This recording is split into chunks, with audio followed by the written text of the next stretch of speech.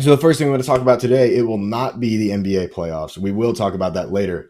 But let's get the MVP race out of the way. Who's everyone's MVP picks, right? I guess after game one of every series. Okay, yeah, I'll start you off. So this is tough. I mean, for me, the top three is certainly the three international guys. It's got to be Embiid, Giannis, or Jokic. The other two have good cases, but I have to go with Embiid. I think he's been up there. He's been up there for the last couple of years, right? And so now he's got the scoring championship. And so, okay, let's just look at Philly, right? Let's just start off with Philly. They've had turnaround, right? So he's had to deal with the whole Simmons situation. He's had Harden for not that long so far, but he's been their rock for the whole season. So, like, no matter what they had Drummond and then Drummond left. They had Simmons. He was kind of a questionable. He didn't play for them at all this season, right? He's had guys moving around him. He's had kind of like a shaky. The Sixers have had like kind of a shaky season in terms of like Yeah. who their main guys are sticking to. But Embiid has been their guy for the whole season. He is averaging the most points out of anyone in the NBA, almost 31 points. He's averaging 12 rebounds and 4 assists, and he has led them to where are they in the East right now? They're like fourth, Yeah, they're maybe the fourth. third in the East But right now. if we're talking They're up about there, someone and being the a East team's is so guy, close that if we're the talking about a East is so guy, close that he's up there. He's led them to this great spot in the East, and he's been playing dominant.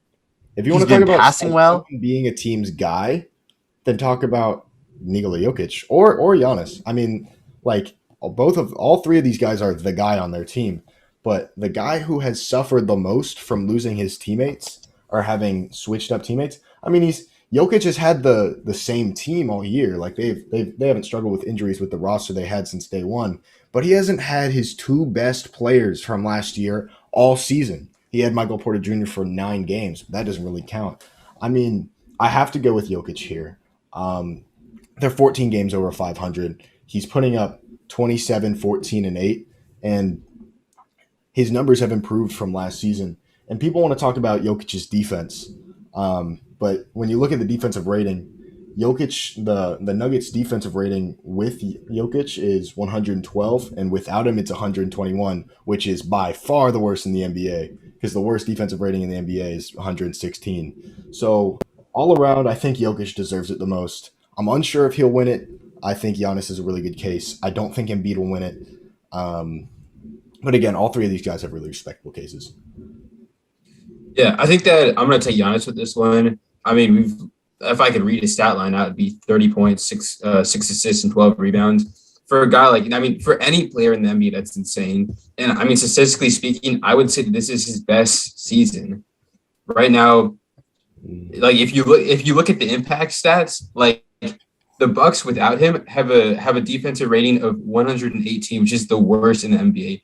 And with him, they're the 13th best. This guy consistently plays. He consistently plays day in and day out. He's rarely gotten injured. And if you look at it, his box plus minus, as always, has been extremely high. It's 11. I think that when it comes to the MVP, the most valuable player, you look at how they affect the team, and I think Giannis has the biggest effect on his team. Well, I would say it's not Giannis's best season. Like he's had better seasons It's in the not. last. Statistically, Last it's, MVP season. When his other MVP seasons have been better, and the Bucks have had better seasons too. I mean, I think they But yeah, won like 60 games last time. really didn't get any better. And so okay, look at Embiid. He to me, you can say Giannis, but in the statistical difference, if we're taking to me, Jokic and Embiid are the top two right now, and I'm saying Embiid is just a more dominant player. If you ever watch Embiid, he is dominant. He is dominant on the defensive end. Who Jokic can you cannot say that Jokic is in the defensive player of the year conversation, but Embiid is there, and Embiid for these last couple of years, he's been the MVP and the defensive player of the year race. Really hasn't And now he's averaging the most in the NBA. He's looking unstoppable, and he's totally carried the Sixers this year. I'm not here for Giannis. I'm not here for the Giannis propaganda, but Giannis is the only one here that's been in the defensive player of the year race every single year. Embiid's not been in there. I mean, like, Embiid is generally, definitely like, up there. in the top 10, you could say Embiid was, but like he's not in the race. He's not like, okay, Embiid could win defensive player of the year this year. He's not in there. But for Giannis, to push my anti-Giannis agenda, I love Giannis, but in the 16 games without Chris Middleton this year, they're 7-9. And with the 15 games without Drew Holiday this year, they're 4-11, which going back to Jokic without his two best players was 14 games above 500 this year, his second option being Aaron Gordon. When you look at Giannis without his two best players next to him, he has a terrible record. And the record without Giannis in a similar sample size, 15 games, has been virtually the same to without Chris Middleton and better than when they didn't have Drew Holiday.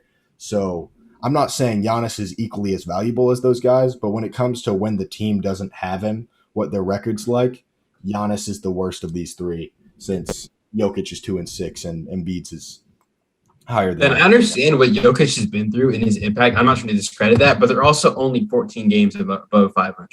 Oh, I mean, When you- that puts them 3 games behind the Bucks. That's not a lot. It's still a higher seeding. It's not just games about where you are. That's one of the most important parts of the MVP conversation. It's where you are in your terms of your conference. Okay, but this isn't okay. Here's the thing: the question is who deserves it more. Yeah, but who deserves it? But also who is put in a better position, the Nuggets or the Bucks? Okay, no. Well, here's the thing: if it was who has the best criteria for the award according to how it's given out, then I would say it's Giannis because it's usually. I mean, if it was just generally who fits the award the most, it's Devin Booker might be the MVP, but it's not. No, it's not Devin Booker. No. I'm saying based off the criteria they use, Devin Booker's in that conversation. I actually think I think it's got to be Embiid because they do like a lot of it is based on like the narrative of the season. But And I think usually the most Embiid valuable. has that narrative because Jokic has won it, Giannis has won it twice, and so Embiid has been in the mix for the last couple of years, and I think that is definitely like in his favor, I feel especially like considering he led the NBA in points. Like that's a big deal for them, and so I think in that sense, because those two, I think the idea of voter fatigue is pretty stupid. But in that sense, if we're talking realistically, Embiid probably has the best case. It may not be him, like statistically. Jokic, maybe even Giannis are having better seasons. I would say Embiid's having a better statistical season, but in terms of the narrative, Embiid has that. I think. All right, yeah, no, but Like Jokic has it because of how he's carried their team. He has it, but I would still give it to Embiid because the other two have won. Yeah, no, I would say getting back to Like I would still give it to him. If we were talking about who deserves it the most based off of the criteria of the award of like the best player on the best team that it's always been like the last I think 12 of the last 13 have been on the best team in the NBA. I mean, then it would go to Giannis or it would go to like Devin Booker. But it's just the most who I think deserves it. So it goes down to who I think is the most valuable player of the season, who provided the most value to their team. And I would have to go to Jokic there because you don't see a team lose its two best players besides, of course, Jokic, and then still be 14 games over 500. They weren't a superstar team when they had both of those guys. They didn't really regress very much, and they didn't add any new pieces. So with his second options being Will Barton and Aaron Gordon, I would say that Nikola Jokic is the most valuable player in the NBA this year.